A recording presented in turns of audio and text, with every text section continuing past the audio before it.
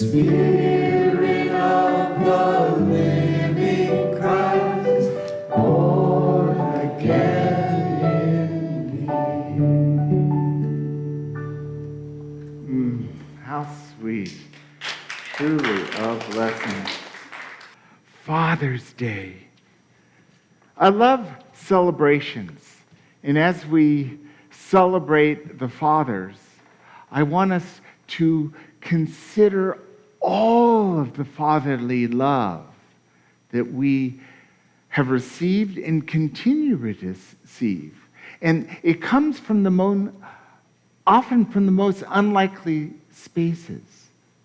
That fatherly love can be from our genetic father, from a stepfather, from a coach, from a mentor, from a neighbor, from a good friend. It can also pour forth from whoever is the parent or the guardian. My own father was more of a house father than a father. He cooked all the meals. He did all the shopping. He picked us up from school. He took us to school. But he was our father. And one thing I'll say about my father, he never liked cooking the same thing twice. Which meant we ate really good. The only problem was when he cooked something that was absolute perfection. Oh, Dad, do you know what you did? Do you know what you did? Write it down. Write it down. Oh, yeah, I know what I did. I know what I did. Never, ever happened again. But I will say that he would spend a couple of days making spaghetti sauce, and his could have been packaged, Dave's spaghetti sauce, and it would sell like wildfire. But he'd make a huge batch and he'd can it. So there was the marinara sauce to go then with all that whatever. And it was just so good. You know what I mean? So, I digress. That's my daddy experience. But I love the research that I've been done with Jesus and the Aramaic language. Because the Aramaic word for God that Jesus used is translated to daddy, papa. He didn't refer to God as some great big, not related person. Anytime Jesus prayed, he said, Daddy, Papa. We might try that for ourselves, to practice our prayer speaking to someone familial. Because God's all-providing, unconditional love is available to us in every second, every breath. And so we celebrate our fathers today. Wikipedia, great resource for all things known, describes Father's Day as a celebration of honoring fathers and celebrating fatherhood, paternal bonds, and the influence of fathers in society. Now, in society, we've had lots of fathers. One of the old fathers would be Abraham, the father of Islam and the Jewish and the Christian faith. Another father is our own master teacher, Jesus. Another father is the father of our music, Rudy Harst. Another father of our movement is Charles Fillmore. Father of science is easy to turn to people like Albert Einstein or Martin Luther King. There's great father figures, and there's a father that's close to us. Does anyone have a memory they want to share about a father in their life? Anyone? Thank you. I always appreciate my original father because he challenged me to do things.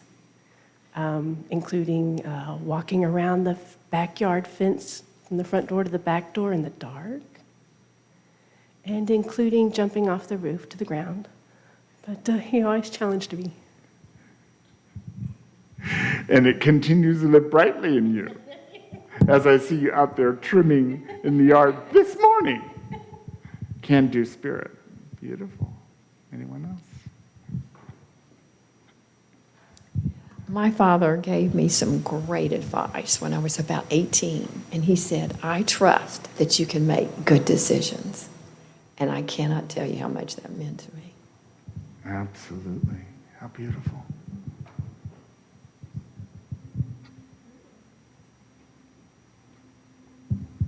I'd like to acknowledge my father, Bernard Harst, who spent most of his adult life living within 2 miles of this spot and ministering at the Eden Home for the Aged, where he was the administrator for 30 years. And a man who lived the spirituality, never talked it, never preached it, but he embodied the work of the Christ. And I just bring his memory and lift him up in gratitude. Beautiful. I had a great dad, but he traveled all the time. And when I was growing up, one of our neighbors, Louis McGoldrick, who would by all the neighborhood kids, was Uncle Mac. Every Sunday afternoon, Uncle Mac would go to the athletic field at Memphis State University and hit golf balls. And because I was an avid softball player and a catcher, I would be out there in full catcher's gear, shagging golf balls for hours on Sunday afternoons. But I remember he didn't have any kids of his own, he and Aunt Sarah didn't, but they were the neighborhood alternate parents, if you're pseudo-parents, and Uncle Mac always brings back fond memories. That's beautiful. That's beautiful. One more?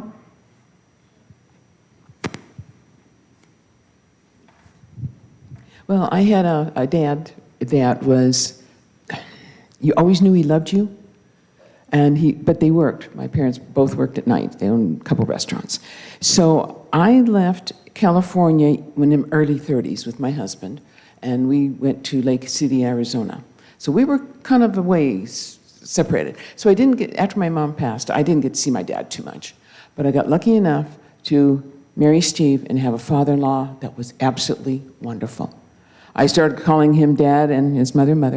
In fact, it's his mom's birthday today, and she passed a while ago. But I felt really lucky to have a father-in-law that was so special. Beautiful, beautiful. So let those memories rise up and honor them and appreciate the many different father expressions of love that we've received. And it may not be from our birth father. It may be from another father figure. I love this story in the Bible about the prodigal son. This is Luke chapter 15:20. So in the prodigal son, the youngest son goes to the father and says, Dad, I want to see the world. I want my inheritance now. Just give me the cash and I'll be out of your hair. I'll get out of here. And the dad gives him the money and he goes off into the world. And he parties and does whatever he's going to do. And he's spent all of his money. And he ends up taking care of the pigs. Now, slopping pigs is not exactly the easiest job to do.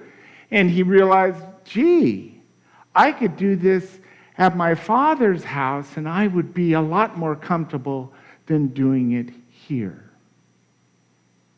And then there's this. So he set off and went to his father. And while he was still far off, his father saw him and was filled with compassion and ran. And he put his arms around him and kissed him. This, metaphorically, is the way God delivers that unconditional love to us. Just as we are. No matter what we've said or broken promises or disappointments or chaos we've created, there's this lavish, unconditional love of God that doesn't care what we've done in the past. And that embracing, that compassionate opening is a model of what we have been taught by our master teacher, Jesus. I think that's why he tells this story. It examples how we need to be in the world, opening our heart and accepting people just as they are. Unconditional love has no conditions. And we know what it's like when we express unconditional love. Chances are, if we've had a pet that we loved, we've experienced unconditional love. If we have children or grandchildren or great-grandchildren or nieces or grandnieces and nephews or whatever, it's chances are you've experienced unconditional love because no matter what they say or do, you love them completely. Yes? That's the love of God. And anytime we are the ones letting that love flow through us, we are expressing the very nature of love. Reverend Donald Curtis, a great unity minister, he started the church in Denver. And he also was a very famous and successful actor.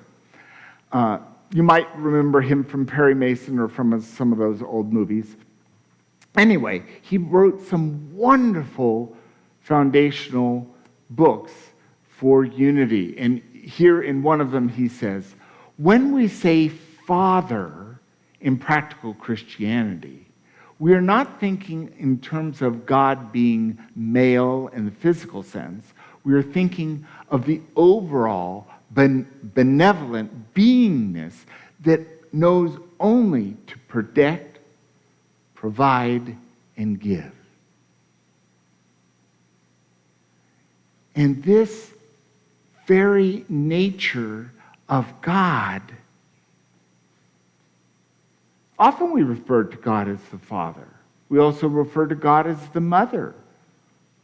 But God in no way is the physical beingness of male and female, but those qualities of fatherly love, of protection and providing and giving is definitely flows from the nature of God.